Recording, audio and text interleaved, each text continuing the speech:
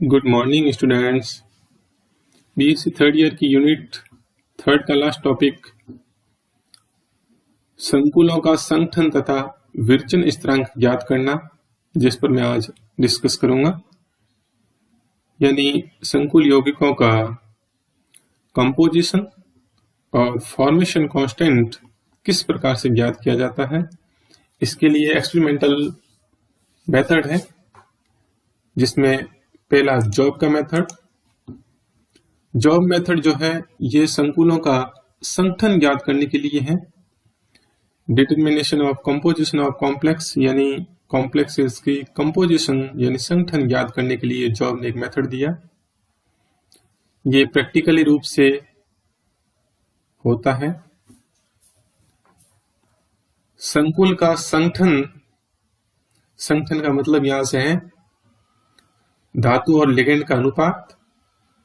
Job की विधि के द्वारा ज्ञात किया जा सकता है। इसे जॉब ने 1929 में दिया। इस विधि के निम्न पद हैं, एक एक करके इस पर डिस्कस करते हैं। पहला पद है धातु आयन तथा लिगेंड के निम्नलिखित अनुपात में 10 विलयन तैयार करते हैं। सभी का आयतन 10 ml होता है। 10 अलग अलग टेस्ट ट्यूब में 10 विलयन तैयार करते हैं। जैसे ये दे रखा है इस टेबल के अंदर, पहला विलयन 1 नंबर, 2 नंबर, 3 नंबर करके टोटल 10 विलयन है। अब इसमें धातु आयन और लिगेंड का अनुपात अलग अलग रहता है। जैसे पहले वाले विलयन के अंदर है धातु आयन का विलयन यानी आयतन जो है वो तो 0 ml है, मतलब धातु आयन का विलयन इसमें नहीं लिया गया है, केवल लिगेंड का विलयन लिया हुआ है और जिसका आयतन 10 ml है। पहली टेस्ट ट्यूब में ये हो गया, यानी प्योर क्या है, लिगेंड का विलयन है। सेकंड में धातु आयन का विलयन है, उसका तो 1 ml डाला और लिगेंड के विलयन का है वो 9 ml डाल दिया। टोटल यहाँ पे भी 10 ml रह गया। और तीसरे वाले के अंदर धातु आयन का जो विलयन है उसका तो 2 ml है और लिगेंड के जो विलयन है उसका 8 ml है। टोटल इसमें भी 10 रह गया। इसी प्रकार से आगे धातु आयन का तो 3 ml और लिगेंड का है वो 7 ml ले लिया। पांचवें वाले विलयन के अंदर धातु आयन का है वो 4 ml ले लिया है और लिगेंड का है वो 6 ml ले लिया है। और नेक्स्ट जो टेस्ट ट्यूब के अंदर आप छठे नंबर का विलयन है उसमें दोनों का अनुपात 5-5 ml विलयन ले लिया है। सातवें के अंदर धातु आयन का तो 6 ml विलयन लिया, लिगेंड का 4 ml विलयन ले गया। और नेक्स्ट जो है धातु आयन का तो 7 ml विलयन लिया है, लेकिन लिगेंड का है यहाँ पे 3 ml विलयन लिया गया। और धातु आयन का नेक्स्ट वाले के अंदर 8 ml विलयन लिया गया है, लिगेंड का 2 ml विलयन लिया गया। और नेक्स्ट जो 10 नंबर की टेस्ट ट्यूब है उसके अंदर धातु आयन का 9 ml विलयन लिया गया है, लिगेंड का 1 ml विलयन लिया। इस प्रकार से ये 10 टेस्ट ट्यूब तैयार कर देते हैं, जिसमें टोटल इनका विलयन का आयतन है वो 10 ml रहता है। टोटल इनकी सांद्रता समान है, यानी कि कुल यहाँ पे विलयन वो 10 ml है, लेकिन अनुपात दोनों के अलग अलग है, धातु आयन का विलयन और लिगेंड के विलयन के। इस प्रकार ये स्पष्ट है कि लिगेंड की सांद्रता, यहाँ पे लिगेंड की सांद्रता को Cl तथा धातु आयन की सांद्रता को Cm का योग स्थिर होता है। दोनों का योग है वो स्थिर है, यानी दोनों के विलयनों का योग जो है वो तो 10 ml हो रहा है। इसका मतलब इनकी योग जो स्थिर है, केवल इनके अनुपात है, यानी धातु आयन की सांद्रता और लिगेंड की सांद्रता का जो अनुपात है वो भिन्न भिन्न होते हैं। अतः यहाँ पे सांद्रता जो बात करते हैं अपन, लिगेंड की सांद्रता Cl प्लस धातु आयन की सांद्रता Cm, इन दोनों का योग है वो कांस्टेंट होगा, एक स्थिरांक C। ये एक स्थिरांक है, दोनों की सांद्रताओं का योग है वो स्थिर। उपरोक्त पद में बनाए गए विलयनों का जो 10 विलयन बनाए हैं, उस विलयनों का प्रकाशिक घनत्व स्पेक्ट्रोफोटोमीटर, इस इंस्ट्रूमेंट से, जो ये स्पेक्ट्रोफोटोमीटर है, इससे प्रकाशिक घनत्व ज्ञात किया जाता है। तो स्पेक्ट्रोफोटोमीटर के द्वारा प्रकाश की उस तरंग लंबाई पर ज्ञात करते हैं जिस पर संकुल प्रबल अवशोषण दर्शाता है तथा धातु आयन व लिगेंड है वो एब्जॉर्बेंस नहीं दर्शाते हैं। यहाँ पर वो इंस्ट्रूमेंट में चेक किया जाता है कि कब एब्जॉर्बेंस है वो अधिक दर्शाएगा और कब एब्जॉर्बेंस है वो कम दर्शाएगा। यानी जिस एब्जॉर्बेंस पे, जिस वेवलेंथ पे यहाँ पे जो धातु आयन है वो और लिगेंड है वो अवशोषण नहीं दर्शाते हैं, लेकिन जो संकुल यौगिक बना है वो वहां पर प्रबल अवशोषण दर्शाता है। उसी वेवलेंथ के ऊपर ये एक्सपेरिमेंट आगे किया जाता है। उन 10 के 10 बिलियनों की एब्जॉर्बेंस ज्ञात की जाती है एक एक करके। लिगेंड के मोल फ्रैक्शन है वो ज्ञात करने के लिए मोल फ्रैक्शन MF बराबर यहाँ पे लिगेंड की सांद्रता अपॉन टोटल कुल सांद्रता यहाँ पे C तथा प्रकाशिक, ये तो मोल फ्रैक्शन ज्ञात करने का फॉर्मूला, मोल फ्रैक्शन तथा प्रकाशिक घनत्व अथवा अवशोषणांक यानी एब्जॉर्बेंस के मध्य वक्र खींचते हैं। ग्राफ खींचा हुआ है, निम्न प्रकार से दर्शाया हुआ है। एक साइड में तो यह अवशोषणांक यानी एब्जॉर्बेंस दे रखी है इस एक्सिस पे और इस एक्सिस के मोल फ्रैक्शन दे रखा है। अब मोल फ्रैक्शन यहाँ पे यानी लिगेंड की सांद्रता परिवर्तन होने के साथ साथ में मोल फ्रैक्शन है, मोल भिन्न है, वो भी बदलती है और उन 10 बिलियनों के लिए एक एक करके यहाँ पे एब्जॉर्बेंस ज्ञात की जाती है उस स्पेक्ट्रोफोटोमीटर के द्वारा। तो यहाँ पे जैसे ये इस प्रकार से यहाँ पे ये एब्जॉर्बेंस संकुल यौगिक की जो एब्जॉर्बेंस का ग्राफ है उस प्रकार से प्लॉट होता है। यहाँ देख रहे हैं जैसे ग्राफ में शुरुआत में बढ़ता है, यानी कि यहाँ पे जब उसके अंदर अपन दोनों का विलयन बना रहे थे तो लिगेंड के सांद्रता लगातार जैसे बढ़ रही है तो उसके साथ साथ में कॉम्प्लेक्स जो यौगिक बन रहा है, संकुल यौगिक है, वो ज्यादा बन रहा है तो उसकी एब्जॉर्बेंस भी ज्यादा आ रही है। और ऐसे करके बाद में फिर जैसे जैसे संकुल यौगिक है वो कम बनने लगता है तो उसकी एब्जॉर्बेंस भी कम आती है और बीच के अंदर जब ज्यादा बन रहा है उस स्थिति के अंदर एब्जॉर्बेंस इसकी हाई होती है। अब इसको आगे प्लॉट को आगे खींच लेते हैं, सीधी रेखाओं के अंदर बहिर्वेशित करते हैं और जिस पे ये ग्राफ जहां पर ये दोनों ही रेखाएं आपस में कटती है, ये पॉइंट है, वो यहाँ पे मैक्सिमम एब्जॉर्बेंस है, इसके अधिकतम अवशोषण कहलाता है।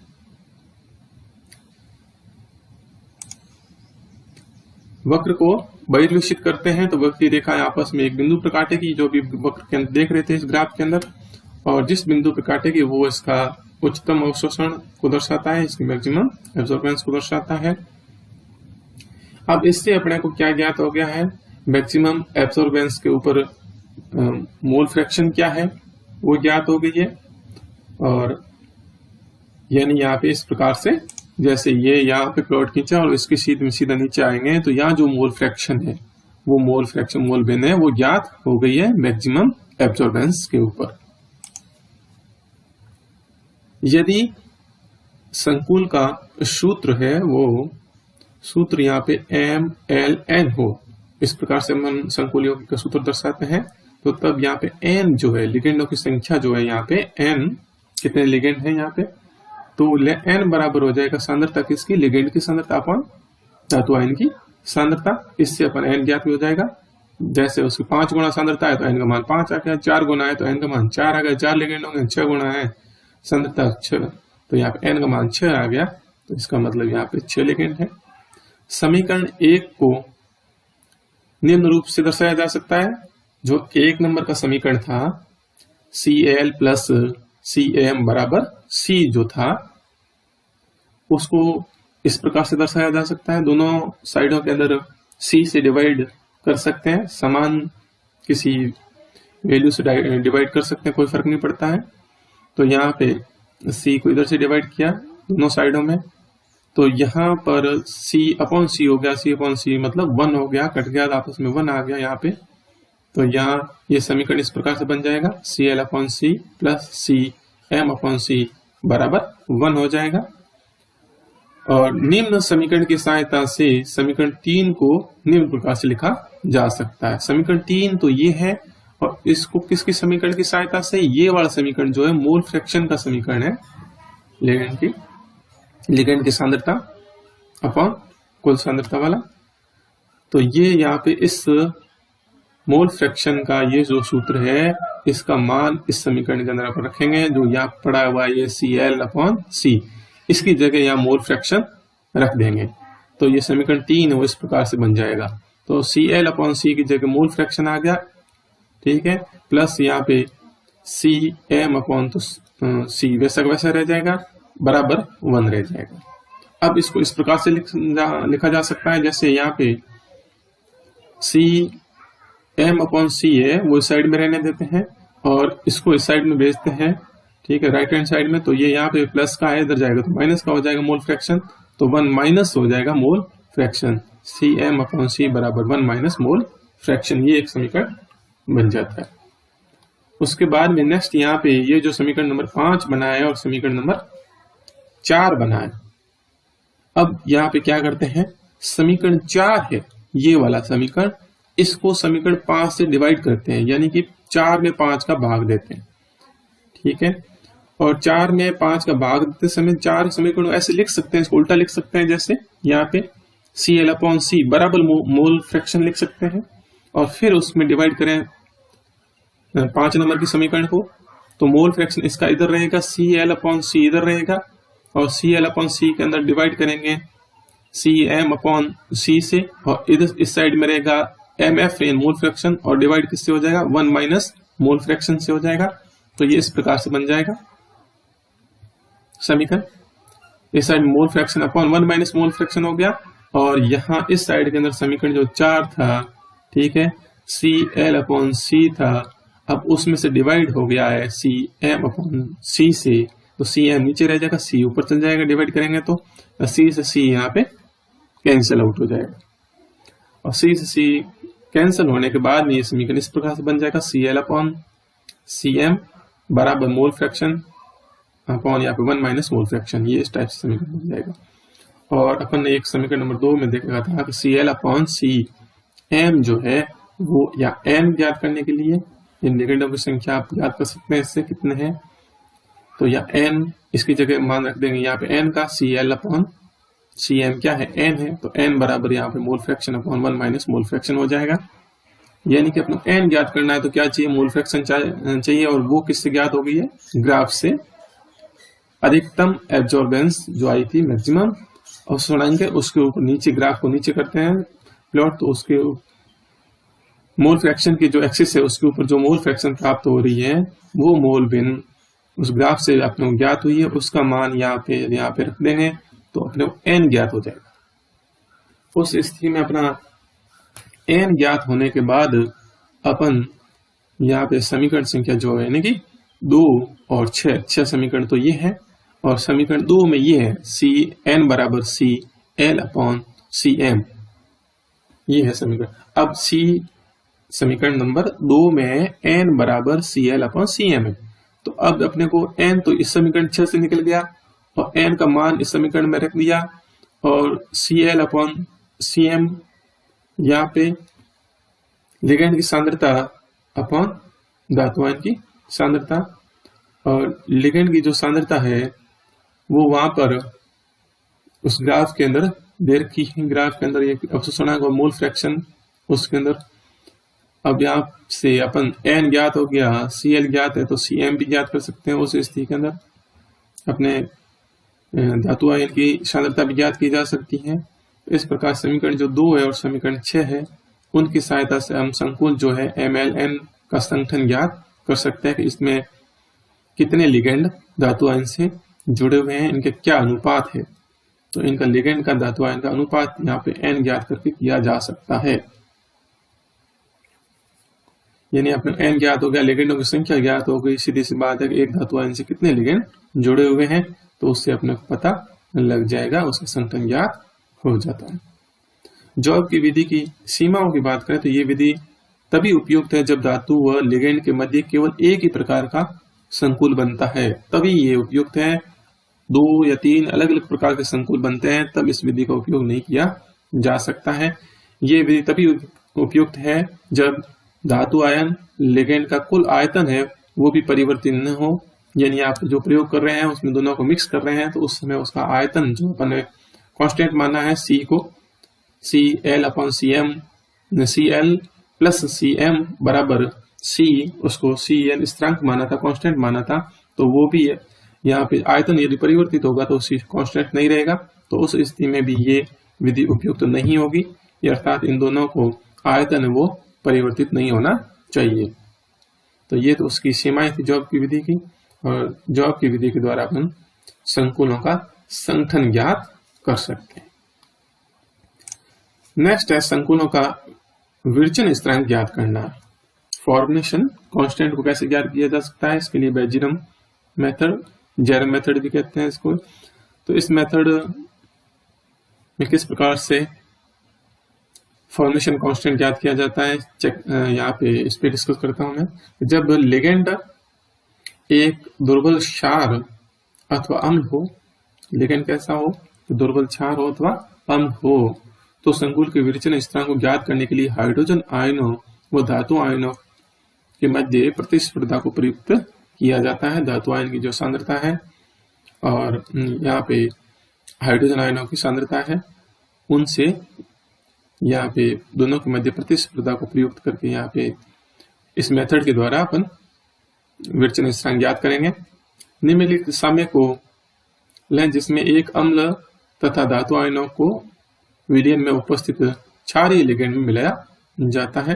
तो क्या होता है, यहाँ पे देखो कि लिगेंड कैसा है, क्षारीय लिगेंड है, लिखा हुआ नीचे क्षारीय लिगेंड है, और अम्ल के अंदर H+ आयन है, अम्ल है ये। अम्ल और क्षार अभिक्रिया करते हैं तो लवण का निर्माण करते हैं, वैसे इसी प्रकार यहाँ क्षार है, क्षारीय लिगेंड है, तो आपस में मिलकर के यहाँ पे HL+ बनाएंगे, यहाँ पे अम्ल और क्षार बनेंगे, और इस स्थिति में यहाँ पे इसका Ka यहाँ पे जो है अम्ल संगठन स्थिरांक जो है Ka है, उसका मान क्या हो जाएगा, तो यहाँ पे जो है प्रोडक्ट है, उत्पाद जो है बन रहा है वो HL+ की सांद्रता अपॉन L की सांद्रता यहाँ पे, और मल्टीप्लाई यहाँ पे है H+ की सांद्रता। ये फॉर्मूला बनता है कि बराबर ऐसे ज्ञात करते हैं। और नेक्स्ट यहाँ पे जब वही क्षारीय लिगेंड है, और अब नेक्स्ट है धातु आयन की अभिक्रिया हो, धातु आयन के साथ में लिगेंड है तो क्या बनेगा, संकुल यौगिक बनाएगा Ml+, और इस स्थिति में इसका फॉर्मेशन कांस्टेंट जो है, इसका विरचन स्थिरांक जो है Kf बराबर ये हो जाएगा Ml+ की सांद्रता अपॉन L की सांद्रता और M+ की सांद्रता। ये इस प्रकार से फॉर्मूला बन जाएगा। अब यहाँ नेक्स्ट बात यहाँ पे करते हैं कि यदि CH, CM और CL क्रमशः अम्ल यानी H+ की और धातु आयन यानी कि यहाँ पे M+ तथा क्षारीय जो लिगेंड है वो L की मोल पर लीटर में मात्राएं दे रखी है। ये मोल पर लीटर के अंदर इनकी मात्राएं को या सांद्रताएं को ये दे रखी है, किसकी, अम्ल की है उसको तो CH माना गया है, धातु आयन की ये CM है, और क्षारीय जो लिगेंड है उसकी CL है। तो यहाँ पर CH बराबर क्या हो जाएगा, CH बराबर हो जाएगा यहाँ पे, यानी कि अम्ल की जो सांद्रताएं कहाँ हैं, अम्ल कहाँ H, तो एक तो यहाँ पे H+ के रूप में, प्लस में यहाँ पे HL+ के रूप में। यहाँ पे समीकरण में पहले वाले जो समीकरण जो थे उनमें अपने देख रहे थे कि यहाँ पे एक तो यहाँ पे H+ अम्ल के रूप में होगा, इस रूप में होगा उपस्थित विलयन के अंदर, यानी देखो ये बैकवर्ड डायरेक्शन में भी, यानी पूरी साम्य स्थिरांक साम्य अवस्था के अंदर 100% ये बदलेगा नहीं, तो कुछ इस रूप में होगा, कुछ इस रूप में होगा। तो इसको दोनों को दर्शा देंगे यहाँ पे H+ और HL+ के रूप में, ये यहाँ पे मोल पर लीटर के अंदर CH अम्ल की मात्रा। इसी प्रकार Cl या देखिए लिगेंड की मात्रा, और लिगेंड कहाँ है, लिगेंड एक तो किस रूप में उपस्थित है, प्योर लिगेंड के रूप में इसकी सांद्रता, दूसरा ये धातु आयन के साथ में जुड़ गया है तो यहाँ पे Ml+ के रूप में है, दूसरा यहाँ पे हाइड्रोजन आयन अम्ल के साथ में जुड़ गया है तो Hi+ के रूप में है। ये इस प्रकार तीनों का योग यहाँ पे Cl होगा, और Cm है यानी कि मेटल आयन का उपस्थित है धातु आयन, तो ये प्योर के रूप में उपस्थित होगा, M प्लस के रूप में उपस्थित होगा, और दूसरा यहाँ पे Ml प्लस के रूप में उपस्थित होगा। तो इन दोनों का योग यहाँ पे Cm हो गया। ये समीकरण बन गए हैं कि जिस रूप में यहाँ पे किस किस रूप में है उन सब का योग है यहाँ पे H प्लस और HL प्लस और Ml प्लस। अब उपरोक्त तीनों समीकरणों की सहायता से, जो ये तीनों समीकरण है इनकी सहायता से ही अपन यहाँ पे Ml प्लस M प्लस और L की सांद्रताओं को ज्ञात करते हैं। कैसे ज्ञात करेंगे? यहाँ पहले वाला जो समीकरण जो है या ये जो बन रहा है Ml प्लस बराबर, अपने को ये तीनों क्यों आवश्यक है? क्योंकि यहाँ पे अपन ने इससे पहले अपन ने फॉर्मेशन कांस्टेंट जो देखा था, ये वाला फॉर्मेशन कांस्टेंट Kf, और इसको ज्ञात करने के लिए अपन यही तो ज्ञात करना है एक्सपेरिमेंट द्वारा। और Kf को ज्ञात करने के लिए अपने को क्या चाहिए? एक तो Ml प्लस की सांद्रता चाहिए, एक L की सांद्रता चाहिए और एक M प्लस की सांद्रता चाहिए। ये तीनों ही चाहिए और तीनों को ज्ञात करना है। तो इसलिए यहाँ पे इन तीनों को पहले वाले के अंदर पहले Ml प्लस की सांद्रता। अब इसको यहाँ पे ये जो समीकरण आया हुआ है ये कैसे आया हुआ है? तो ये समीकरण है यहाँ पे शॉर्ट में दिया हुआ है, थोड़ा सा मैं इसको आपको एक्सप्लेन कर देता हूँ।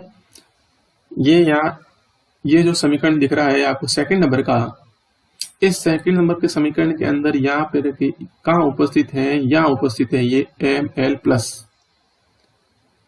तो Ml प्लस जो है बराबर, अब इस समीकरण में इसके बराबर करेंगे Ml प्लस की सांद्रता यहाँ आ गई, और इसके बराबर करेंगे तो ये दोनों इस साइड में चले जाएंगे, माइनस में चले जाएंगे, ये वाला और ये, यानी कि HL प्लस और L ये माइनस में हो जाएंगे Cl के साथ में। तो यहाँ एक स्टेप में ये बन जाएगा कि Ml प्लस बराबर Cl माइनस, Cl तो ये का ये पड़ा ही है, माइनस में यहाँ क्या आ जाएगा? माइनस में आ जाएगा, एक तो आ जाएगा L आ जाएगा और दूसरा माइनस में HL प्लस आ जाएगा, ये दोनों ही माइनस में आ जाएंगे। तो यहाँ पर जैसे माइनस में आ गया पहले नंबर में, इसकी बात कर देते हैं। माइनस में कौन सा है? HL प्लस है। तो HL प्लस की जगह ही ये रखा हुआ मान है, ये जो दे रखा है कौन से वाला कि CH प्लस H प्लस की सांद्रता है, ये पूरा का पूरा किसकी जगह दे रखा है? ये माइनस, ये इधर जाएगा, मैंने बताया माइनस HL प्लस की जगह ही रखा हुआ है। ये कहां से लिया हुआ है? तो ये यहां से लिया हुआ समीकरण के ऊपर वाले समीकरण से, ये जो दिख रहा है यहाँ पे। इस समीकरण के अंदर अपन ये जो सांद्रता HL प्लस की सांद्रता है इसको बराबर रखेंगे तो ये इधर माइनस में चला जाएगा, तो क्या हो जाएगा यहाँ पे? यहाँ CH माइनस H प्लस हो जाएगा। यानी कि यहाँ पे अपने इस समीकरण को इस रूप में लिखें कि इस HL प्लस बराबर क्या आ जाएगा? HL प्लस बराबर यहाँ पे CH माइनस H प्लस।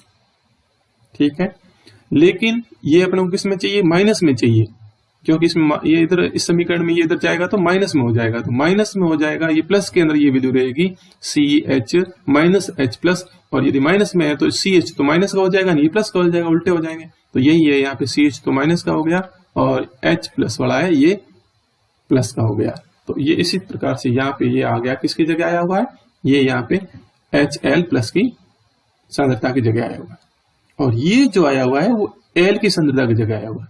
जो L है ये इधर गया है, तो L की जो है L माइनस हो जाएगा, और L माइनस की जगह माइनस माइनस पड़े रहने दो, कोई दिक्कत नहीं है। अपने को तो केवल L का मान ज्ञात करना है, यहाँ पे L की सांद्रता का। L की जगह ये कैसे आया है? तो ये इस प्रकार से आया हुआ है, जो अपन ने पहले समीकरण यहाँ देखा था, मैं बताता हूं। जैसे ये वाला, इस समीकरण के अंदर यहाँ पे ये जो L है, इस L को इस साइड में लेके गए, ठीक है, यहाँ पे जाएगा तो K यहाँ पे भाग में आ जाएगा, K इधर आ गया और L इधर चला गया, तो L बराबर क्या रह जाएगा? L बराबर HL plus upon K H plus हो जाएगा, और यही यहाँ पे रखा हुआ है, ये यहाँ पे ऐसा हो जाएगा। यहाँ पे ऊपर तो यहाँ पे क्या रह गया है, ऊपर यहाँ पे रह गया है आपके ये जो HL प्लस रह गया है, HL plus upon KA H plus रह गया।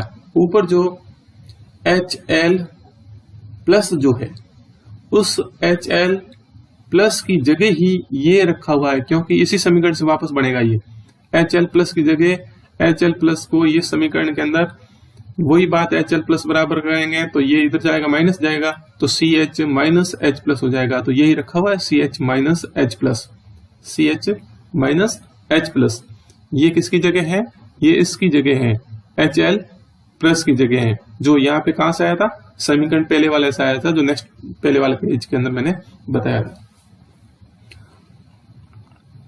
और यह माइनस तो है ही, क्योंकि यहाँ पे L जो है वो इस साइड में जाएगा तो माइनस आ जाएगा, तो वो माइनस पड़ा है। इस प्रकार से ये जो समीकरण है वो प्राप्त होता है Ml प्लस की सांद्रता ज्ञात करने के लिए। नेक्स्ट जो M प्लस की सांद्रता वाला ये समीकरण है, ये समीकरण यहां से इस समीकरण से प्राप्त हो जाता है।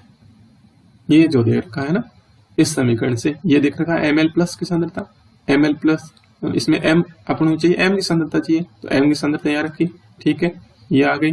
और ये इस साइड में गया तो माइनस का हो गया Cm, तो ये Cm पड़ा है, माइनस में इधर जाएगा तो माइनस Ml प्लस हो जाएगा। तो ये सिंपल सा है, इसमें तो ये इस समीकरण से ये प्राप्त हो जाता है।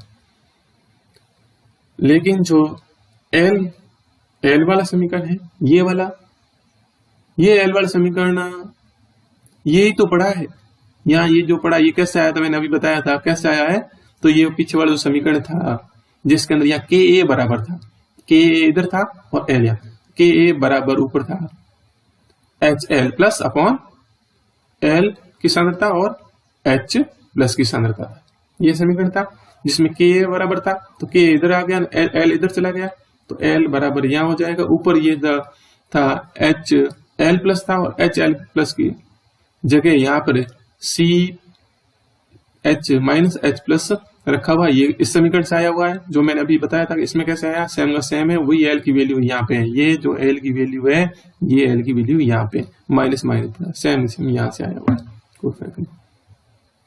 तो इस प्रकार से यहाँ ये तीनों समीकरण प्राप्त हो जाते हैं, जिसमें यहाँ पे Ml यानी संकुल की जो सांद्रता है, यहाँ पे धातु आयन की सांद्रता और लिगेंड की सांद्रता ज्ञात की जा सकती है। और इन तीनों के मान है जो उपरोक्त समीकरण, जो ये वाला समीकरण KF का समीकरण था, ये विवर्चन स्थिरांक ज्ञात करने का Ml plus upon M plus की सांद्रता अपॉन L की सांद्रता, तो इसमें इनके मान रखने पर, यानी इसका वैल्यू ज्ञात कर दी, इसकी वैल्यू ज्ञात कर दी, इसकी वैल्यू ज्ञात कर दी तीनों की, और तीनों ज्ञात करके समीकरण में रख दिया, KF का मान आ जाएगा। अब इन तीनों की वैल्यू को ज्ञात करने के लिए अपने को चाहिए क्या क्या, तो यह KF की गणना की जा सकती है, और KF के उपरोक्त समीकरण से और इस समीकरण से ज्ञात करने के लिए अपने को यहाँ Ml plus M plus L, ये जो तीनों ही दे रखे हैं, इनको ज्ञात करने के लिए अपने को क्या चाहिए, इन तीनों को ज्ञात करने के लिए, तो ये तीनों को ज्ञात करने के लिए ये जो इनको फॉर्मूले हैं, इनमें क्या क्या चाहिए, तो एक तो अपने को CH चाहिए, ये पड़ा CH चाहिए, एक Cl चाहिए, यानी कि एक तो यहाँ पे अम्ल की मोल पर लीटर में सांद्रता CL CH, दूसरी है लिगेंड की है, क्षारीय जो लिगेंड है उसकी मोल पर लीटर के अंदर मात्रा Cl चाहिएगी, दूसरा धातु आयन Cm चाहिएगा, जो धातु आयन की है मोल पर लीटर में सांद्रता, ये तीनों चाहिए। उसके साथ साथ में Ka चाहिए, ये पड़ा Ka, तो Ka चाहिएगा, यह इनका संघटन स्थिरांक है वो चाहिएगा, तथा H प्लस कई जगह दे रखा है H प्लस यहाँ पे, तो ये अम्ल की मोल पर लीटर में सांद्रता चाहिएगी, ये भी ज्ञात। ये चीजें ज्ञात हो जाए अपने को, तो यहाँ पे अपन KF ज्ञात कर सकते हैं। इनसे अपन पहले तो इन 1 2 3 जो 4 5 ये जो है, इनसे अपन ज्ञात ये करेंगे पहले, सबसे पहले Ml प्लस M प्लस और L, ये ज्ञात हो जाने के बाद में जब इसमें मान रख देंगे तो ये KF ज्ञात हो जाएगा। अब यहाँ पे CH यानी यहाँ पे अम्ल की सांद्रता, लिगेंड की सांद्रता और धातु आयन की सांद्रता तो अपने विलयन बनाए हैं, एक्सपेरिमेंट में पता होती है कि कौन सा अम्ल है, उसका K स्थिरांक है, कांस्टेंट है K का मान, और जो H प्लस है वो ज्ञात करनी है। और H प्लस को यहाँ पे वेबोमीटर, ये जो है pH मीटर को प्रयुक्त करके यहाँ पे pH मीटर के द्वारा H+ की सांद्रता ज्ञात कर ली जाती है और इस प्रकार यहाँ पे इनकी वैल्यू ज्ञात होने पर अपन यहाँ Kf की वैल्यू यानी कि विचलन स्थिरांक जो है उसका मान ज्ञात कर सकते हैं। तो ये यहाँ पे बेंजरम का जो मेथड है उसके द्वारा संकुलों का विचलन स्थिरांक कैसे ज्ञात किया जा सकता है। इसके साथ ही आपके ये तीसरी यूनिट का जो लास्ट टॉपिक था ये कंप्लीट होता है। इसके बाद नेक्स्ट यूनिट 4th यूनिट से स्टार्ट करूंगा। Thank you.